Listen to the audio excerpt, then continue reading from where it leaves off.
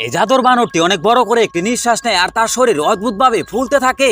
আর তার শরীর ফুলতে ফুলতে সে গ্লাস ভেঙে বাইরে বেরিয়ে আসে। আর ঠিক তখনই এই দাঁড়িয়েলা লোকটি এই বান্দরের কাছে উইশ করে, আমার সোনা লাগবে, অনেক অনেক সোনা, যেটা কেউ ভাবতেও পারবে না। আর জাদুর বান্দরটি বাচ্চাগুলোকে এখান থেকে সরে যাওয়ার ইশারা করে। আর ঠিক তখনই এক সোনার কয়েন সিঁড়ি থেকে গড়িয়ে আসতে থাকে। দাঁড়িয়েলা লোকটি শব্দ পেয়ে সিঁড়ির দিকে আসে আর দেখতে পায় অনেকগুলো সোনার কয়েন সিঁড়ি বেয়ে নিচে পড়ছে। সে খুশিতে পাগল হয়ে যায়। বাচ্চাগুলো সুযোগ বুঝে জাদুর বান্দরটিকে নিয়ে এখান থেকে পালিয়ে যায়। হাজার হাজার সোনার কয়েন সিঁড়ি দিয়ে ঝড়ের মতো আসতে থাকে। আর দেখতে দেখতে লোকটি সোনার কয়েনে ডুবে যায়। কয়েন ভরতে ভরতে বাড়ির ছাদ পর্যন্ত পৌঁছে যায়। আর শেষমেশ বাড়ির জানালা দিয়ে কয়েনগুলো নিচে পড়তে থাকে। কিন্তু এই জাদুর পাওয়ার শুধুমাত্র একদিনই ছিল। পরের দিন ঘরের সব সোনা গায়েব হয়ে যায়। আর সূর্য ডোবার সাথে সাথে পুরো বিল্ডিংটিও ভেঙে যায়। আর এদিকে বাচ্চাগুলো বান্দরটিকে এক মরুভূমিতে এনে ছেড়ে দেয়। বান্দরটি মনের আনন্দে বালুতে খেলতে থাকে। বান্দরটি এখান থেকে চলে যাওয়ার আগে মেয়েটিকে এক শেষ ইচ্ছা চাইতে বলে। এরপর মেয়েটি উইশ করে আর বলে, আমি চাই তুমি এই বালির মধ্যে আরাম করে শুয়ে পড়ো। কমসে কম তুমি 100 বছর এখানে শুয়ে থাকো, যাতে কেউ আর তোমায় ডিস্টার্ব না করতে পারে। এটা শুনতে জাদুর বান্দরটি খুশি হয়ে বালির ভিতরে চলে যায়।